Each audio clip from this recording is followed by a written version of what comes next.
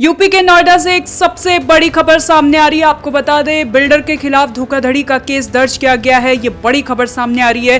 क्या है पूरा मामला, इसकी ज्यादा जानकारी देंगे editor in chief Neeraj Sharma. Neeraj Sharma, builder के खिलाफ धोखाधड़ी का मामला सामने आया है, आखिर क्या है ये पूरा मामला? देखिए, बिल्डर जो है अल्फाथम प्रोजेक्ट के बारे में ये सबसे बड़ी खबर नोएडा से आ रही है।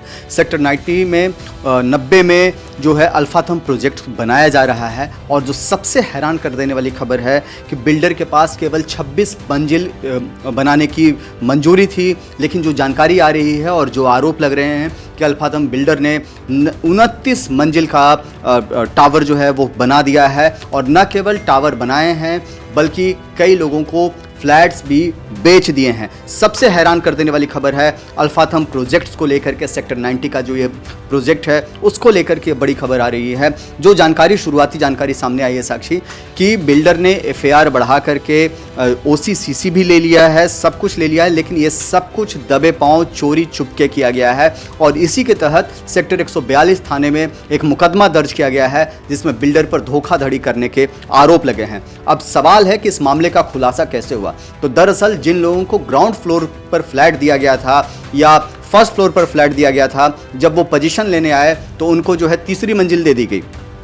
सबसे हैरान कर देने वाली बात यह है, उनको तीसरी चौथी मंजिल ऑफर कर दिया गया। और यहीं से भेद का खुलासा हुआ जब फ्लैट खरीदारों ने कहा कि उनको जो अलॉटमेंट लेटर में और जो बताया गया था कि उनके पास ग्राउंड फ्लोर है, तो फिर ये तीसरी चौथी मंजिल कैसे आया। जिनको फर्स्ट फ्लोर की फ्लैट थी उनको चौथी मंजिल पर भेज दिया गया। तो ये जो 3 फ्लोर का बड़ा गैप आया है, ये बेहद चौंका देने वाला मामला है। और यही कारण है कि अब उन फ्लैट खरीदारों ने मुकदमा दर्ज कराया है। सेक्टर 142 का जो थाना है वहाँ पर धोखाधड़ी के मुकदमे दर्ज कराए गए हैं। जो जानकारी मिली है साक्षी, आपको बता दें कि ये जो पूरा मामला जो है नोएडा प्राधिकरण ने 2014 में CBS इंटरनेशनल प्रोजेक्ट लिमिटेड एक कंपनी है, उसी कंपनी ने अल्फाथम को बनाया है।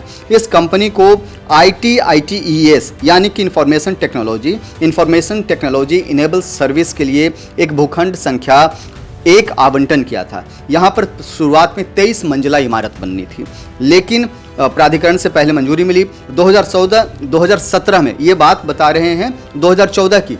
तब जो है बिल्डिंग का निर्माण केवल 23 मंजिला होना था। 2017 में परियोजना में एक और कोड डेवलपर को लाया जाता है और फिर जो है 26 मंजिला इमारत का संशोधित प्लान नोएडा अथॉरिटी इनको अप्रूव करती है।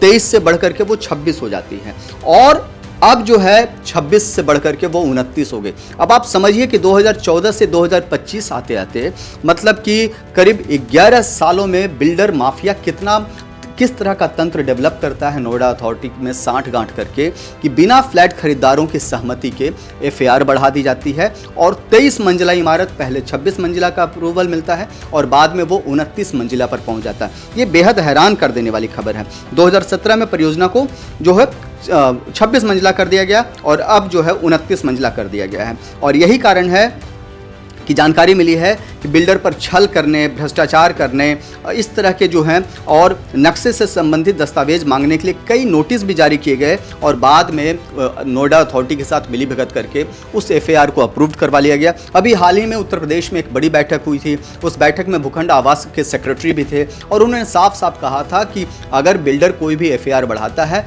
तो इसके लिए प्रॉपर मंजूरी लेना जरूरी होगा। और उस मंजूरी के लिए जो नोएडा अथॉरिटी के जो लोग हैं या अथॉरिटी से जुड़े हुए जो भी लोग हैं, अधिकारी हैं, वो जाकर के फिजिकल वेरिफिकेशंस करेंगे कि जो फ्लैट खरीदारों से जो सहमति ली गई है वो सही में ली गई है या केवल कागजों पर ली गई है, चोरी चुपके तो नहीं ली गई है। अब जो है ये भेद खुल गया है और इस पर तरह तरह के आरोप लग रहे हैं। सर, इस तरह की घटनाएं बहुत ज्यादा देखने को मिलती हैं। बिल्डर कई तरह की मनमानी करते हैं, हमने पहले भी देखा है। प्राधिकरण ने पहले ही ये सख्त कर दिया था कि जिस तरह से आदेश पारित होगा उसी के अकॉर्डिंग बिल्डर घर बनाएगा, अगर उससे ऊपर मंजिला अगर बनाता है तो उस पर कार्रवाई होगी। प्राधिकरण अब देखिए किस तरह से सक्रिय हो गई है और ऐसे बिल्डरों के खिलाफ नकेल कसनी शुरू कर दी है। आप भले ही कह रहे हैं कि नकेल कसनी शुरू हो गई है, लेकिन नकेल कसता दिख नहीं रहा है। सुप्रीम कोर्ट के एक ऑर्डर में नोएडा अथॉरिटी को बेहद भ्रष्टाचार भ्रष्टाचारी अथॉरिटी बताया गया था। सुप्रीम कोर्ट ने बाकायदा जजमेंट में कहा था कि नोएडा अथॉरिटी की आंख, नाक, कान सब जो हैं भ्रष्टाचार में डूबे हुए हैं। अगर नहीं डूबे होते तो ट्विन टावर खड़ा नहीं होता। और अब ये जो नया मामला सामने आया है अल्फाथम का कि 26 मंजिला जो बिल्डिंग है उसको 29 मंजिला कर दिया गया, तो कहीं ना कहीं नोएडा अथॉरिटी की सांठगांठ है, इसमें उनके अधिकारियों की सांठगांठ है और ये किसी से छिपा नहीं है। अगर पूरे नोएडा, ग्रेटर नोएडा, गाजियाबाद में अगर आप जाएंगे और देखेंगे तो हर जगह कहीं ना कहीं अथॉरिटी की आपको लापरवाही नजर आएगी। बहुत सारे काम केवल कागजों पर है, क्योंकि ये डेवलपिंग सिटी है, बहुत तेज़ी से डेवलप हुआ है, तो यहाँ पर पैसे का बड़ा बोलबाला है। तमाम तरह के आरोप नोएडा अथॉरिटी पर लगते रहे हैं। ट्विन टावर के मामले में आज तक केस दर्ज है और ऐसे कई ऐसे मामले हैं जिसमें नोएडा अथॉरिटी के लोग जो हैं संलिप्त पाए गए हैं। न केवल उन पर आरोप है, कई बार तो आरोप तय हो चुके हैं। तो इससे आप अंदाज़ा लगा सकते हैं कि नोएडा अथॉरिटी कितनी करप्ट सिस्टम का हिस्सा है और इससे कोई भी इनकार नहीं कर सकता। मौजूदा हाल भी वही सूरत हाल दिखा रहा है कि अल्फाथम में कैसे 26 मंजिला इमारत को 29 मंजिला इमारत की मंजूरी दे दी गई। ये बेहद हैरान करने वाला मामला है। फिलहाल अब देखना ये होगा कि क्या होता है इस मामले में। लेकिन दैनिक जागरण की एक रिपोर्ट के मुताबिक आपको बता दें कि ईशान रस्तोगी जो निदेशक हैं CBS इंटरनेशनल प्रोजेक्ट लिमिटेड के, उन्होंने कहा है कि प्लान में मंजूरी के मुताबिक ही ऊंची बिल्डिंग बनाई जा रही है। रेरा में भी परियोजना से संबंधित सभी जानकारी अपलोड की गई है। जिस तरह बुकिंग है, प्रॉपर्टी उसी जगह दी जा रही है। दावा उनका कुछ है, लेकिन जो फ्लैट खरीदार हैं उनके दलील और उनके कागज़ कुछ और कह रहे हैं।